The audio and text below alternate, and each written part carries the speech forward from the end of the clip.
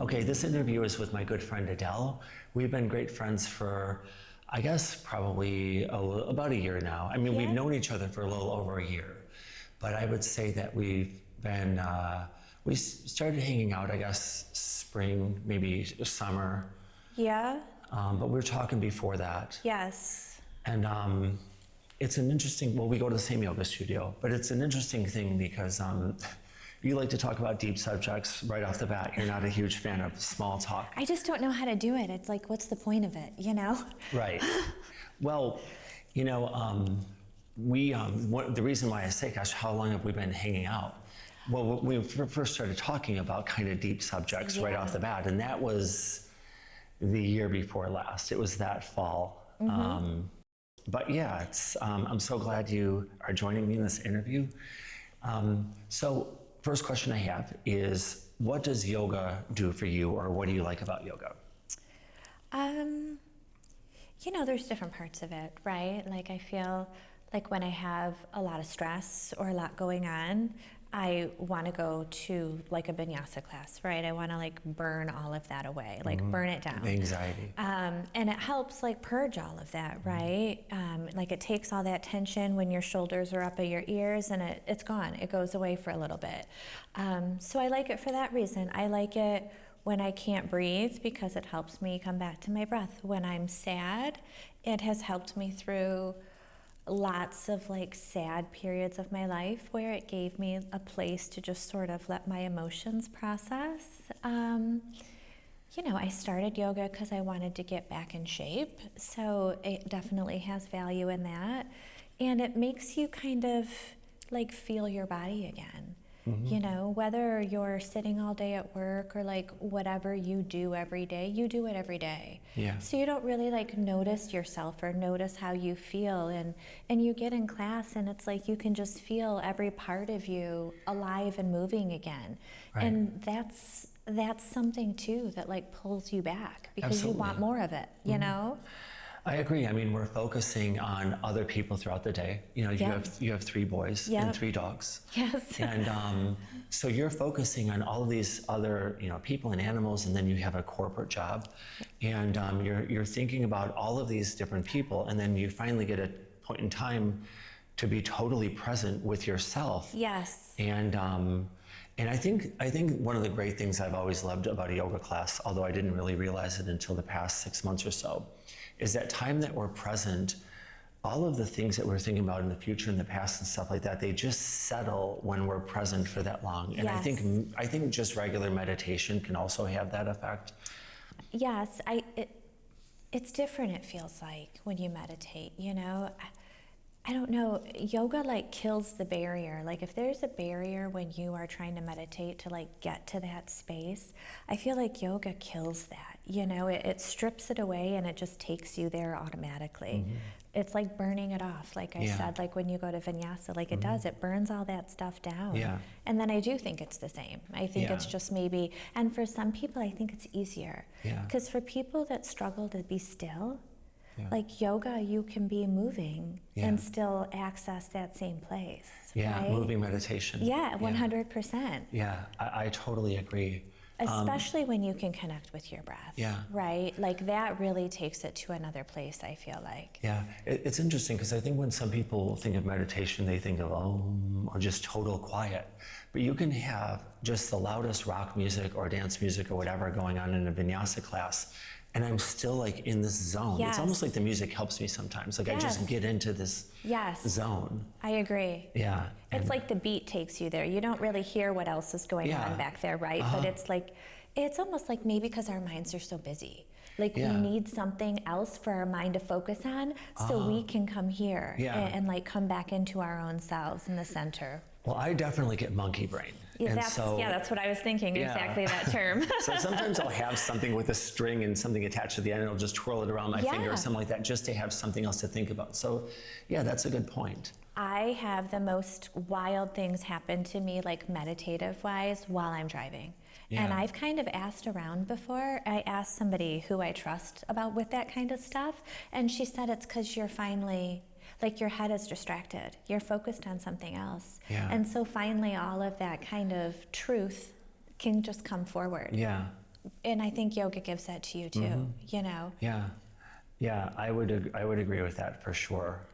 So you work in corporate America, but you would love nothing more than to live on a farm. Oh, and just, I would love it so much. yeah. Yeah. And I don't mean live on a farm and still work in corporate America. I mean No. just live on a farm and wake up in the morning and take care of the animals Like and maybe that, have an yeah. organic garden and all that stuff. Yes, I would love it more than anything. Yeah. Yeah, I was just telling my kid the other day, like, how I need goats, and he was like, "What are you going to do with goats, Mom?" You know what I mean? Like, what are you going to do? like you can't really have chickens and goats in the backyard and then like go and like travel for work. Like, Yeah. it just doesn't work. And Yeah.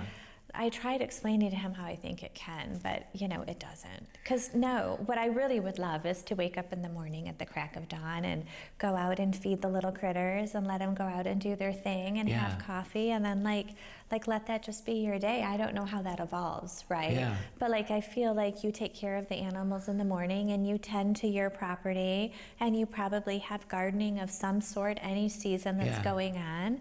You probably have like a yoga practice that you can go to during the day. Like, why wouldn't you? Yeah. Or a home practice, or like, I don't know, maybe you have people come and like you're teaching them. Like, there's different things that could happen that Yeah. would keep you busy, right? Or you're saving other animals. Yeah. That's great, right? Now we're rescuing goats and chickens. I mean, it's the greatest ever. Ducks. Yeah. There's apparently a duck sanctuary around Yeah. here in Northville, like hundreds of ducks. But yeah, and then you make dinner. Yeah. And now it's bedtime, and it's you feed interesting. everybody again. Yeah, it's interesting because you were saying, you know, I don't know where it leads, and then you just came up with like five great ideas in a row. So I think like you would know exactly. I have, well, because I have thought about it. Yeah. Because I don't think I'm like, I think I'm kind of a lazy person, but I also don't really want to sit still. Yeah. I just don't want to do anything outside of my world. You know what I Yeah. mean? I want my whole world right here. That's Yeah. what I want. I don't really want to go out there and people too much. That's Yeah. what it is. And you're a very sensing, very feeling person, and I think it can hurt. I think it's so good for your soul to be around like nature and to be Yes. around authentic things. I agree. The thing with human beings is that, you know, obviously people can be very inauthentic and very shallow, and especially when you get like in a corporate environment and stuff like that. Well, not just especially, there are all kinds of places. By the way, I'm not saying that I'm always kept inauthentic, but as I get older, I'm becoming more authentic. But I can tell like that's where your heart lies, and I think that that's a really like lovely thing. It's there's no performance in it, right? Yeah. And there's no, like, a lot of times when you go out in the world, there's a performance of some sort, or there's an expectation, or you know, you're exchanging things Yeah. out in the world for something, Yeah. you know. And I just feel like when you're taking care of your own home, or like growing your own things, or you have your own animals that you're taking care of, or you're saving other animals, that's just, there's nothing there to gain. Yeah. It's just to kind of give back. And they're just little creatures that love. Yeah. You know what I mean? Absolutely. There's no judgment. They don't want anything from you. Right. They don't expect anything from you. They would like food, Yeah. right? Maybe they expect food. Maybe Yeah. I create kind of monster dogs. They're a little spoiled. But beyond that, Yeah. you know, all they want to do is love back. Well, I The know. world isn't like that. Yeah, I know. Or it comes with a price, and you never really know what the price is, right? Exactly. You Right. don't. You might think you know at first, and then after a while, you start to realize it. Yes. And there's always a price. Yeah. That's the other thing. Everything comes with a price. I agree, and it's not that easy to be. It's not difficult to be cynical about things with people. But one of my favorite sayings, and I know I've shared this with you before, but C.S. Lewis says that 9/10 of all of our happiness comes from affection. And dogs are affection machines. All they want to do is love you. All they want to do is like serve you and be with you. And That's it's it. like, it's a lovely connection. I don't know why people don't want to do it. Yeah. I don't know how there's homeless pets at all. It's so true. But I think with people, though, well, number one, I think that some people are, yeah, I feel really bad for people that don't get that about dogs. But I think that a lot of people aren't authentic because it can be scary being yourself, because you know, you're letting someone into who you really are, and people can take advantage of that or laugh at it or whatever. That's And, assuming you know. Yeah. I think a lot of people, you know, they're brought up in a way, and you learn what the world responds to. Yeah. And so you tend to put that face forward, whether or not that's authentic or not. It becomes who you are. Yeah. And unless you're able to, or have the time or the heart or the bandwidth to really look at who you are and what makes you happy, maybe you don't even know. Yeah. So you go on with your persona. Yeah. And maybe you feel empty inside, right? Yeah. Because you're not really able to be true. Right. Yeah. Yeah, that's a difficult thing for me, but sometimes I wonder if some people just never really think a whole lot about it, because Possibly. yeah, I think about people all the time. But I think some people, honestly, they just think about certain things all day long. Like they might geek out on electronics, or they might geek out on Yeah. science stuff, Yeah. or whatever. And that's where their mind is. And the world needs people like that. Yes. So I don't always know what's in a person's mind. And I'm not saying a person doesn't have courage because they're not authentic. I just feel like authenticity is preferable to anything else, because, and I was telling this to Lindsay too, like child psychologists all say that that's what children want to be more than anything, is just to be their authentic selves. And what screws up a child is when they're not allowed to be authentic by their parents. for sure. And then adults on their deathbed talk about how they wish they were authentic during their lives. And that to me is like the number one thing to be before anything else. In my opinion, at least. I think you're a very authentic person. I just think it's I think it can be hard to find that, though. Yeah. You know, I do. I told you before I struggle with that word, because I don't really know. Like, how does anybody really know if you are being authentic? Yeah. Right? Well, I can tell with you because, you know, right off the bat, as I got to know you, you were just talking about very deep subjects. And I can tell you pay very close attention to me when you're talking to me.